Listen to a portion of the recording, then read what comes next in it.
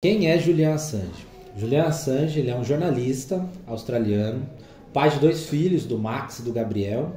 Tem menos de 5 anos os 2 filhos, casado com Stella Morris, também, que é uma advogada, também é uma das advogadas dele, e uma das grandes defensoras internacionais, uma figura pública que defende o seu marido e o direito do pai, né, poder ver as crianças almoçar em paz junto na casa deles um dia. Então, ele é um jornalista muito renomado internacionalmente, premiado, e em 2006 ele criou uma plataforma chamada Wikileaks. O Wikileaks é uma plataforma na internet onde eles conseguiam publicar dezenas de milhares, assim, muitos arquivos, fotos, vídeos, trocas de e-mail, daquelas coisas secretas entre os países, sabe? De cabos diplomáticos, de embaixador com ministro, mostrando a violação de direitos humanos, os crimes de guerra dos Estados Unidos e os países da OTAN, principalmente, né? Que a gente está falando França, Inglaterra, até coisa do Japão que está vazada ali, mostrando esse envolvimento direto desses países tão poderosos em crimes contra a humanidade na prática, porque é isso, é uma violação, documentos que mostram espionagem dos Estados Unidos, do bombardeio, assassinato de civis, de jornalistas, tudo aquilo que qualquer país do mundo quer esconder.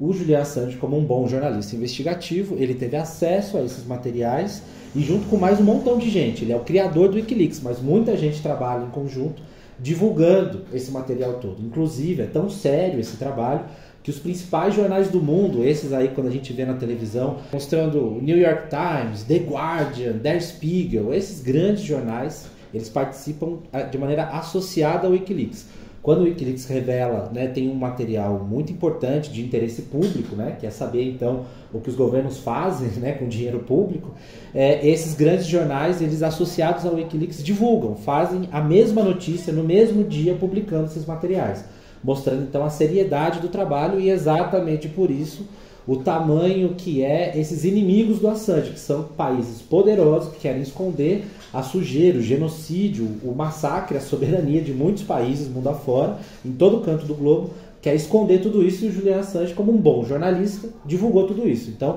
por isso que ele sofre essa perseguição, essa é a importância desse caso, a gente defender exatamente o exercício do bom jornalismo, né? É isso.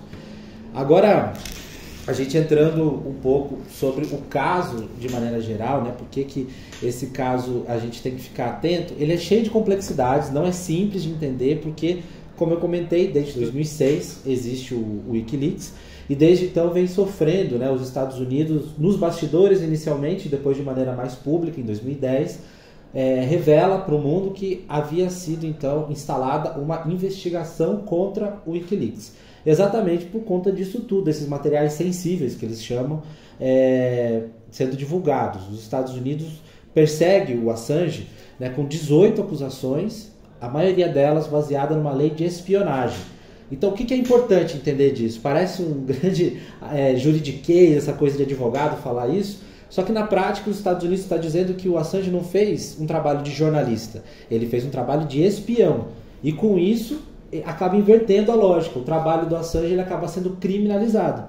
Se um jornalista que recebe uma informação de interesse público não pode divulgar essa informação, isso significa uma censura ao jornalismo, isso significa uma censura à liberdade de imprensa, à liberdade de expressão, né? Então é exatamente essa a gravidade do caso, porque se o Assange ele é condenado de vez nos Estados Unidos, mostra exatamente essa censura ao jornalismo. Não à toa, a Federação Internacional dos Jornalistas, que é a principal federação que junta todos os sindicatos de jornalistas no mundo inteiro, representa mais de 400 mil jornalistas no mundo, mais de uma centena de países. Essa federação fala que o caso do Assange ele é paradigmático para a liberdade de imprensa no mundo, porque se ele é condenado pela lei dos Estados Unidos, como os Estados Unidos quer condená-lo, e isso significa um gravíssimo precedente para a liberdade de imprensa em todo o mundo. Significa que todo jornalista pode ser considerado criminoso por ele ser jornalista. Esse é o problema do Assange. Então, não é só uma questão de um indivíduo, não é só pelo Assange, que só por isso só já valeria todo o trabalho de denúncia internacional, de defesa da liberdade imediata do Assange. Mas é todo precedente que fica para todo e qualquer jornalista. Essa é a gravidade do tema e é por isso que isso é uma prioridade política para muitos partidos, movimentos populares, governos que apoiam essa causa e estão junto nessa luta por denunciar essas violações de direitos humanos que implica o caso Assange e não deixar que o exercício do jornalismo seja criminalizado. O problema é esse. Se a gente deixa passar esse caso, é o jornalismo sendo criminalizado. E fazer jornalismo não é crime. Isso aqui tem que deixar bem claro que isso é uma pauta democrática, portanto, defender a liberdade de Julian Assange. Eu costumo dizer que tem 4 atos dessa história do Assange para a gente explicar hoje como que aconteceu. O primeiro é isso. Em 2006 é criado o Wikileaks. Em 2010, quando é divulgado um material que mostra diretamente helicópteros do Exército dos Estados Unidos assassinando jornalistas da Reuters e crianças diretamente. Tem um vídeo disso sendo gravado. Em 2010, o nome desse vídeo chama Collateral Murder. Ele é divulgado pelo Wikileaks e causa um grande barulho na imprensa internacional. A partir daí, então, que os Estados Unidos abrem uma investigação formal contra o Wikileaks e a perseguição começa de maneira decisiva. Em 2012, o Assange, então, ele recebe o asilo do governo do Equador e vai para a Embaixada do Equador em Londres ficar exilado, protegido, porque do contrário ele estava já sofrendo toda essa perseguição já política, né? Através dos Estados Unidos operando nos bastidores para a prisão dele.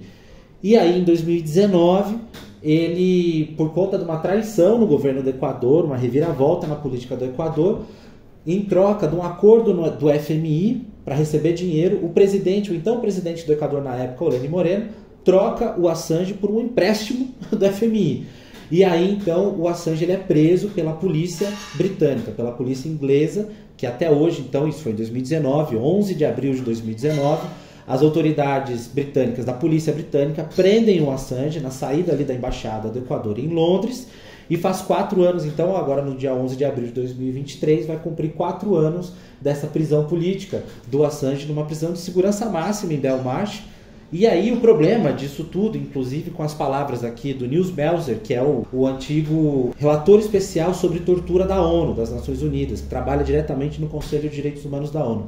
Ele fala que o Assange, durante todo esse tempo, desde a Embaixada da Inglaterra, ou seja, desde 2012, então a gente está falando aqui de mais de 10 anos, o Assange ele sofre uma tortura psicológica sistemática dos Estados Unidos, que é quem quer ele preso, do próprio Equador, que fez essa moeda de troca, a própria Suécia, que também fez um tempo atrás, no meio desse processo todo, uma falsa acusação de assédio sexual do Assange lá na Suécia, totalmente furada essa história, mas aquilo serviu de pretexto para também ser parte dessa tortura psicológica.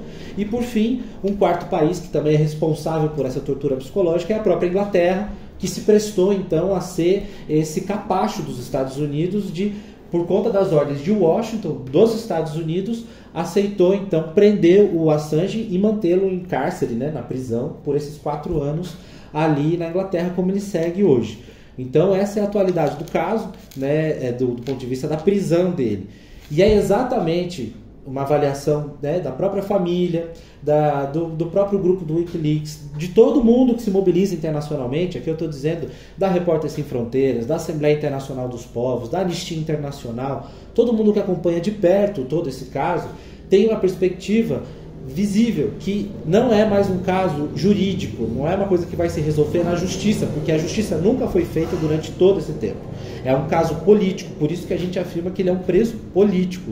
O Assange ele é um preso político. Então, nessa condição, a importância, olhando para toda essa realidade da linha do tempo já, é a importância de existir uma pressão política pela liberdade do Assange. Por isso existe hoje dezenas de ex-presidentes e atuais presidentes do mundo inteiro apoiando a liberdade do Assange e falando, né, exatamente isso. É um gravíssimo precedente para a liberdade de imprensa no mundo inteiro, para todo e qualquer jornalista, se o Assange ele é condenado.